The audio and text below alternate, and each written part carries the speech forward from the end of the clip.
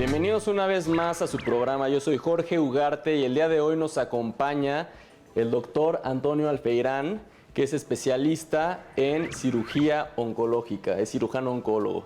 Entonces, pues bienvenido, doctor, muchas gracias por acompañarnos. Y pues como saben, pues siempre tenemos el apoyo de las redes sociales y nos mandan preguntas porque, pues bueno, hay muchas dudas en torno a este tema del cáncer, de los tumores. Y pues bueno, hay cosas que son mitos, cosas que son realidades, pero bueno, pues voy a empezar con la primera pregunta. ¿Qué me causó esta enfermedad? La gente comúnmente, con mucha frecuencia pregunta qué les causó esos tumores, ese cáncer, y qué podría ser esa respuesta, algo... Es una respuesta muy difícil de responder porque no conocemos exactamente qué es lo que produce un tumor. Sabemos que el entorno puede causar muchos efectos. La alimentación, los hábitos como el tabaco, como el alcoholismo, el tomar el sol o muchas sustancias tóxicas. La unión de muchas de estas nos pueden producir algún tumor en cualquier parte del cuerpo. En el caso de tumores o de cáncer en familiares o casos congénitos. Sí, existen muchos tumores que son congénitos y cada vez encontramos más alteraciones genéticas en algunos tumores. Y por eso actualmente en tumores como cáncer de mama, cáncer de colon, en cáncer de piel, etcétera, les aconsejamos a muchos de los pacientes que se hagan este tipo de estudios, investigando si hay alguna alteración o algún marcador genético para estudiarlos en sus hijos o familiares directos. Sí, para ver cuáles también, bueno, en el árbol genealógico, tener cuáles son los familiares más cercanos que han padecido ese problema, por ejemplo, el cáncer de páncreas, o algún otro tipo de cáncer que puede ser hereditario, ¿no?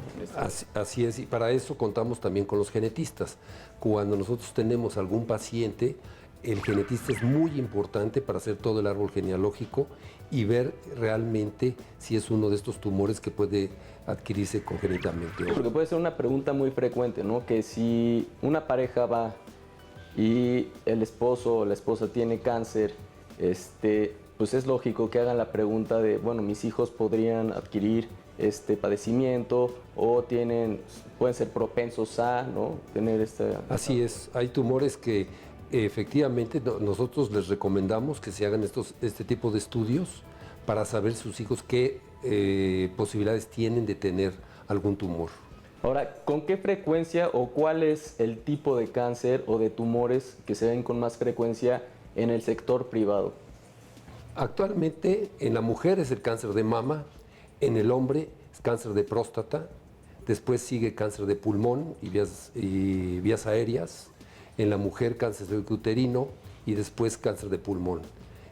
Hablando de eso, de cáncer de pulmón, otra pregunta que es muy frecuente es, los fumadores que son adictos, no fumadores pasivos, que aunque también los fumadores pasivos pudieran adquirir este tipo de padecimiento, creen o existe la leyenda urbana de que solo les da cáncer en las vías tanto respiratorias o pulmones y nada más, ¿no? Que se queda o en la lengua. Los fumadores de puro, siempre escuchamos que los que fuman puro les puede dar en la lengua o etcétera. ¿Qué tanto o hasta qué grado puede afectar el ser fumador activo? Para que te des una idea, en 2012 en el mundo murieron más de 8 millones de gentes por cáncer y aproximadamente 2 millones de esos 8 millones, un poco más, 2 millones y medio, son muertes causadas por cánceres producidos por el tabaco. El cáncer de pulmón es el más frecuente, de vías aéreas pulmonares, pero el cáncer de vejiga, cáncer de páncreas, cáncer de mama, cáncer de colon, de hígado, de muchas otras partes del cuerpo, también es causado por el tabaco. Entonces, para mí, por ejemplo, la primera causa de muerte en el mundo es el tabaquismo, porque no nomás causa cáncer, sino causa muchas otras enfermedades. Exacto, acompañados de otras enfermedades, puede ser al revés, ¿no? También acompañado de muchas enfermedades como consecuencia se forman estos tumores y luego cáncer o al revés, ¿no? A través del cáncer, bueno, se puede propagar a otros órganos, ¿no? Así es. Otra de las preguntas que nos mandan es, ¿se puede haber detectado antes la enfermedad, en este caso el cáncer o un tumor, se pudo haber detectado antes? Sí se pueden algunos tumores detectar en etapas premalignas y otros en etapas iniciales. Lo que tenemos que encontrar primero, antes que eso, son los grupos de riesgo. ¿Cuál es el grupo de riesgo para cáncer de pulmón? Obviamente el grupo de fumadores activos o pasivos, ¿sí? ¿Cuál es el grupo de riesgo para tener cáncer de piel? La gente de color de piel blanca, contra más blanca, más posibilidades de tener cáncer de piel y que se asoleen. Y así podemos ir identificando grupos de alto riesgo para detectar o en etapas premalignas o en etapas muy iniciales. Entonces aquí lo más importante es la prevención en algunos de los tumores, sí los podemos detectar. Ahora, el problema del cáncer es que no hay manifestaciones previas a tener un tumor. Podemos detectar algunos cambios clínicos que nos pueden sugerir que puede tener un tumor temprano o que tiene una lesión premaligna. Y tener la cultura de la prevención en cuanto a mantenerse o hacerse exámenes cada X tiempo, estarse checando, consultar a su médico, con más frecuencia de lo normal, ¿no? Hay gente que tal vez una vez al año va al médico y en ese periodo de tiempo se pudo haber desarrollado algo o pudo empezar a crecer algo que va a ser un tumor tal vez no benigno, ¿no? En este caso, si es maligno, si es benigno se opera, se quita y ya no hay problema, pero si es maligno, pues puede ya no tener solución, ¿no? Entonces, hacer esas campañas de prevención, que bueno, como ahorita lo mencionábamos, el cáncer de mama, pues bueno, ahorita se hace la prevención porque es lo que más afecta a las mujeres. En este caso se está comenzando con lo del cáncer de próstata y otros. Pero pues generalmente se debería hacer una invitación a acudir al médico con más frecuencia para tener esos exámenes, porque como es una enfermedad silenciosa, podríamos decir, pues no se puede tal vez detectar hasta que ya es muy tarde, ¿no? Y depende qué tipo de cáncer sea. Aquí lo importante es tratar de, obviamente, detectarlo antes de que dé, en lesiones premalignas o en lesiones muy tempranas. Eso sí es posible si se hacen un chequeo periódico, por lo menos una vez al año.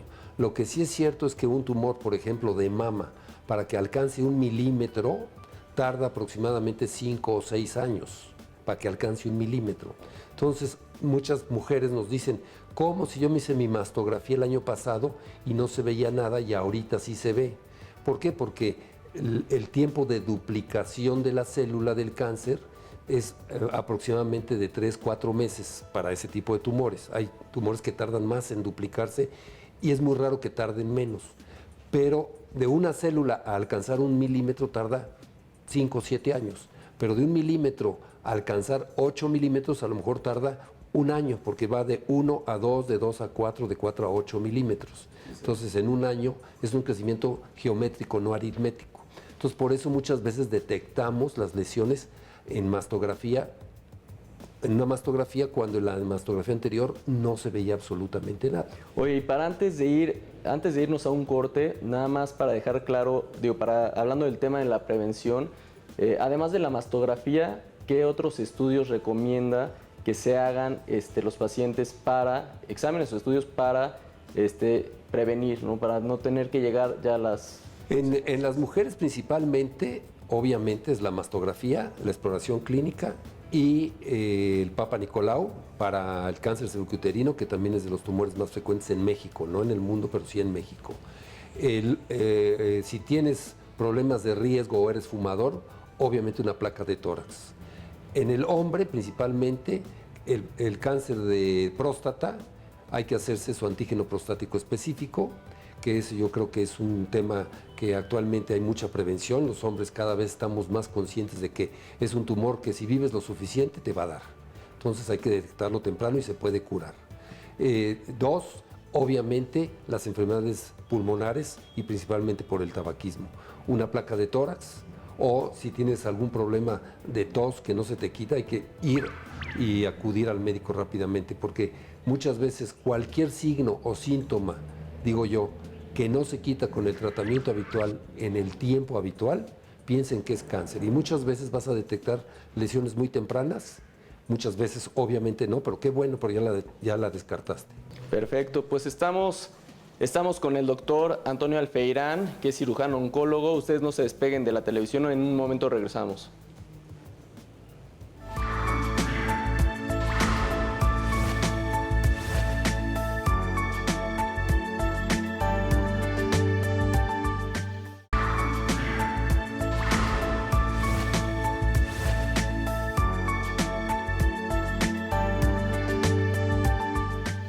Pues estamos aquí de regreso con el doctor Antonio Alfeirán, cirujano oncólogo, y pues estamos haciendo estas preguntas que nos han mandado por las redes sociales. Y pues bueno, una pregunta que se ha presentado con mucha frecuencia, en general en las demás especialidades también, es que si algún enojo le pudo haber causado este mal, ya sea un tumor o cáncer. Sí, los problemas emocionales, mucha gente cree que tienen relación con muchas enfermedades. No se ha demostrado científicamente que existan. La realidad es que yo creo que todos los que nos dedicamos a la medicina hemos visto muchos pacientes que tienen algún problema emocional y después presentan alguna enfermedad. Muchos dicen que es coincidencia y muchos dicen que no, que realmente el problema emocional lo causó. Lo que sí es un hecho es que los problemas emocionales producen depresión, y no nada más depresión de sentirse mal, sino también inmunodepresión. Y los pacientes inmunodeprimidos son pacientes que habitualmente tienen con mayor frecuencia cáncer. Entonces, esa es la relación que se puede encontrar a veces con un problema emocional y un paciente con alguna enfermedad. La realidad es que científicamente no se ha demostrado un efecto directo de un problema emocional con alguna enfermedad neoplásica. Lo hemos visto, pero realmente que digamos si fue secundario a este problema, quién sabe. No, y hablando, es un tema muy interesante porque, bueno, sí sabemos que el estado anímico, digo, se ha visto en general en los pacientes, sobre todo los que están hospitalizados. Cuando hay un buen estado anímico, pues progresan más fácilmente que otros que están deprimidos o que están bajo algún otro estado. Pero también otra cosa es, ahorita mencionando que, bueno, que si la ciencia o no lo aprueba y todas esas cosas, ¿qué opina o qué recomendaciones podría hacer para la gente que padece de algún tipo de cáncer o algún tipo de tumor, ya sea benigno o maligno, y que se lo quiere tratar, por ejemplo, con medicina alternativa? Que eso es muy frecuente seguramente, ¿no? Bueno, yo creo que el 80% de nuestros pacientes, además de recibir un tratamiento médico normal, reciben algún tratamiento alternativo. El tratamiento alternativo tiene un efecto psicológico fundamental. O sea, el ser humano por naturaleza es mágico. Y pensamos que con algo mágico de la naturaleza, alguna planta, algún polvo, algún tipo de líquido, etcétera, etcétera, nos va a ayudar a curarnos. Y esa parte emocional sirve porque ayuda a que el paciente reciba mejor los tratamientos. Estos pacientes, muchos no nos dicen que está tomando tratamiento alternativo, pero muchos sí. Nosotros no somos amigos de los tratamientos alternativos, pero tampoco los prohibimos. Lo único que les pedimos es que digan qué tratamientos están tomando. ¿Por qué? Porque muchos pueden tener un efecto secundario muy severo junto con los medicamentos. ¿No? Exactamente. Pueden causar algo que puedan perjudicar aún más o que sean adversos al tratamiento que se les está dando y por no decirlo termine peor, ¿no? Y termine lamentablemente en una cirugía. Que en este caso, supongo que los pacientes que no dicen, este porcentaje de pacientes que no avisan que están tomando algún tratamiento, llámese homeopatía o alguna otra cosa,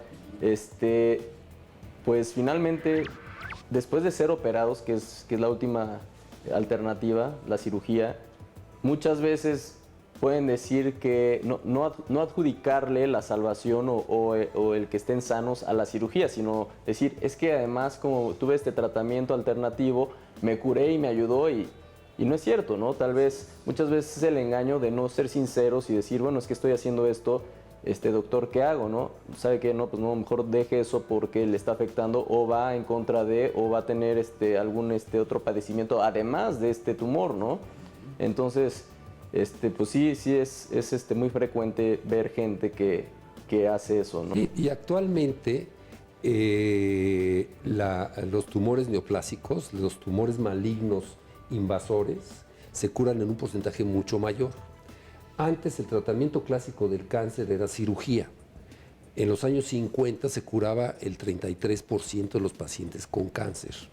Actualmente ha aumentado prácticamente a más del 50%.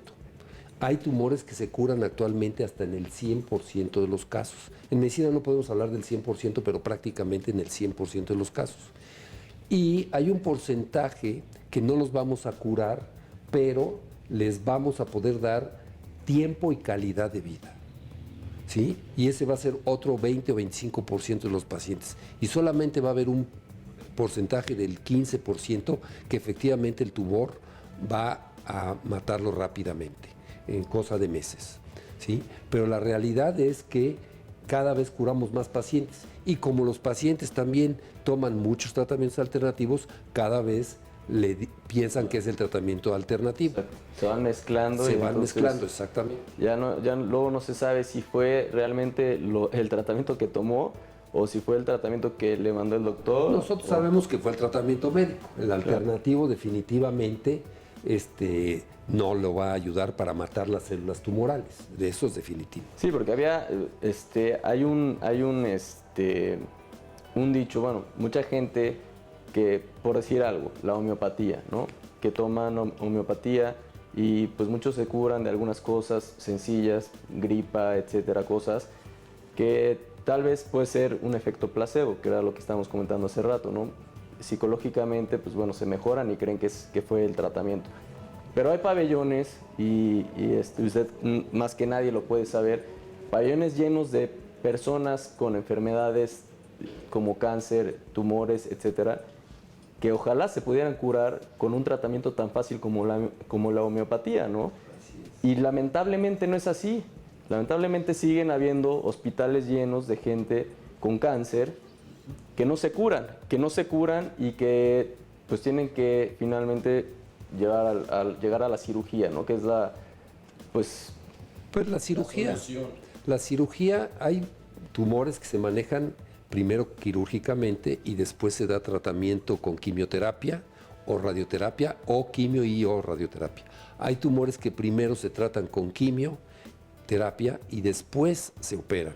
O hay tumores que se dan radioterapia y quimioterapia y después se operan. O sea, el tratamiento de los tumores es muy variable y es muy personal, ¿sí? Depende de cada paciente, vamos a planear bien su tratamiento, ¿sí?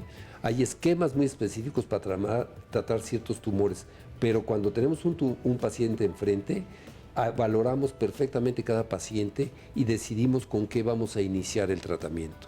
Y eso es muy importante en cáncer, porque el primer tratamiento en cáncer es pronóstico. Si tú no lo haces bien, a ese paciente le va a ir peor, obviamente, aunque lo trates de corregir el tratamiento. Que eso va muy de la mano con la siguiente pregunta que nos hacen en las redes sociales y que tiene que ver porque tanto la quimioterapia o la radioterapia, muchas veces pues el mismo médico la suspende dependiendo del grado o cómo se encuentre el paciente en ese estado, ¿no? Muchas veces perjudica más de lo que ayuda.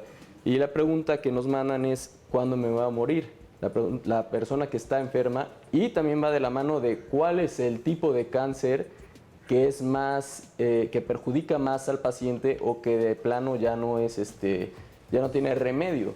Esa pregunta es muy común porque la palabra cáncer está asociada a muerte. Y entonces toda la gente cuando le dicen que tiene cáncer, inmediatamente cree que va a morir rápidamente. Y eso, como comentamos hace un rato, no es cierto.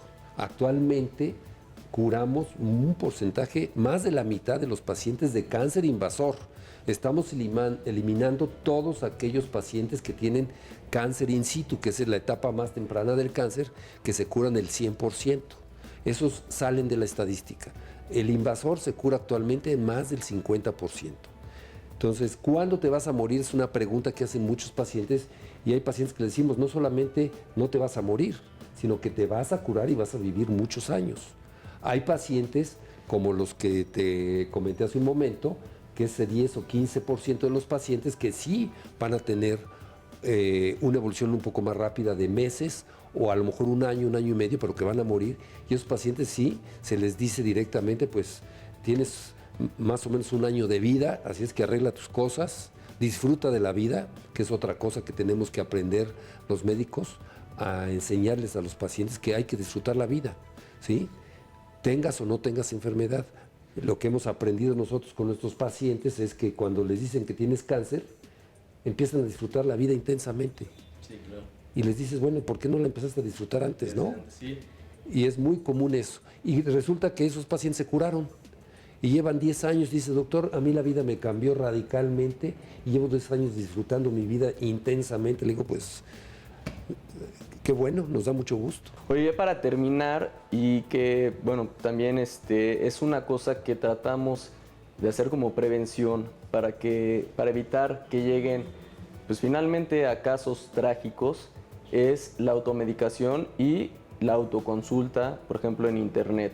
¿Qué mensaje le podría dar a nuestro público para, pues, que se acerque al médico, ¿no? La automedicación es una costumbre muy arriesgada, muy arraigada en nuestro país. Gracias a Dios, cada vez está más controlada la automedicación y la visita a internet de nuestros pacientes también es muy común. Cada vez nos llegan más pacientes con un folder lleno de información sobre el tema de la enfermedad y yo les aconsejo que no lo vean porque interpretan mal los resultados de la enfermedad. Cuando un tumor se puede curar, están entendiendo que se van a morir todos porque están leyendo a lo mejor artículos de pacientes muy avanzados. Entonces yo creo que la información de cáncer o de cualquier enfermedad, yo creo que hay que consultarla directamente con el médico tratante y él los podrá guiar perfectamente bien y explicarles perfectamente bien qué es una enfermedad. Llegan pacientes llorando, ¿sí? Con un folder lleno de copias, porque se van a morir y resulta que les dices, no te vas a morir, te vas a curar. ¿Cómo, doctor? Si yo estoy leyendo aquí que es mortal y es que están interpretando, ¿no? Exactamente, y están interpretando muy mal la información. Pues por el día de hoy se nos ha terminado el tiempo. Yo le doy las gracias al doctor Antonio Alfeirán, cirujano oncólogo, y le pido que nos diga qué tema le gustaría platicarnos o con qué tema vamos a platicar la próxima vez que nos veamos aquí. Pues hay dos temas muy importantes. Uno es el tabaquismo, que apenas lo tocamos, y todos sus efectos secundarios en el cuerpo. Y el otro es el cáncer de piel que es producido por el abuso solar, que puede ser muy benigno el cáncer de piel, pero también puede ser muy maligno. En las épocas de los 40 veíamos muy pocos melanomas, ahora es el tumor que más ha aumentado en el mundo. Entonces son dos temas muy importantes de cómo cuidarse desde el punto de vista de la salud, cuidándose del sol y cuidándose de no fumar. Perfecto, pues ya aparecerán ahorita los datos del doctor Alfeirán por si quieren consultarlo privadamente y aparecerán también mis datos en las redes sociales para que manden sus preguntas para los siguientes programas. Pues muchas gracias, doctor, y nos estamos viendo por aquí. Lo esperamos próximamente aquí en Excelsior Televisión. Gracias a ti, Jorge, y estoy para servirte para cuando ustedes quieran, y gracias a tu público que nos escucha y que ojalá atienda muy bien estas recomendaciones. Así será. Pues muchas gracias.